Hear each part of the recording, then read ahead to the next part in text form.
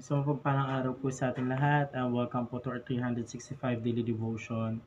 At ngayong araw po, ang topic po natin ay, ikaw ba ay tunay na leader o leader-lideran?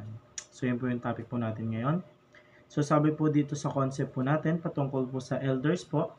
In the New Testament, elders, Greek is presbyteros. So, we're appointed to shepherd, teach, and oversee local churches.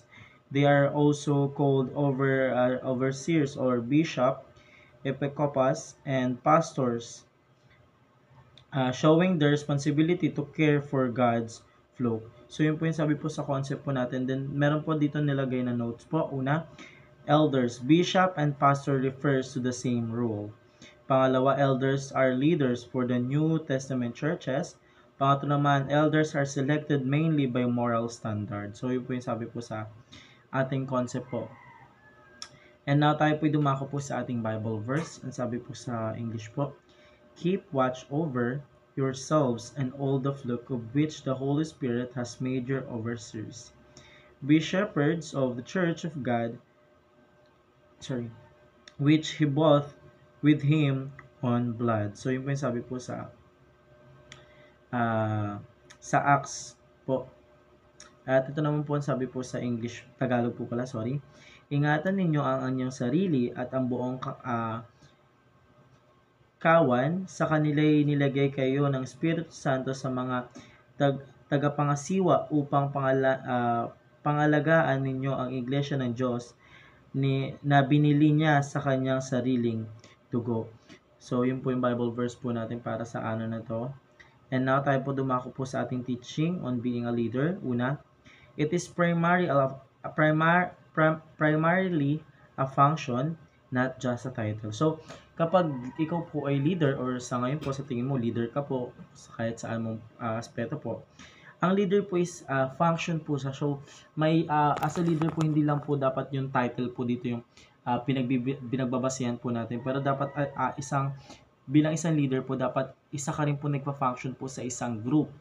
Hindi po porket ikaw po yung leader is ikaw lamang po is magbibigay po ng utos. So, dapat hindi po ganun. So, dapat po tuladan po natin yung pagiging leader po ng ating Panginoon Diyos, kung saan ang ating Panginoon Diyos po ang siya namumuno. Then, ang nagpa-function po yung ating Panginoon Diyos po dito sa mundo, ginawa niya po tayo. So, by doing that po, matatanaw po talaga natin na high leader po yung ating Panginoon Diyos. So, kapag leader po tayo, wag lang po nating hanapin yung title po. So, pag leader po tayo, that nagpa-function po tayo. So, pangalawang katanungan po, it is primarily about morality, not just skill. So, kapag ikaw leader, kapag puro skills lang po yung pinapakita mo sa mga tao, then wala ka pong morality or wala ka pong sa puso mo, is parang nonsense din po yung skills mo kung wala ka pong morality. So, dapat po, kapag leader po tayo, dapat meron po tayong morality sa leader po natin. So, plus skills po. Doon pa lamang po makikita po natin na 100% po, we are true leaders po kahit saan man po tayo mapunta. Kasi kapag wala po tayong morality, puro lang skills po, magiging baliwala po yung pagiging leader po natin.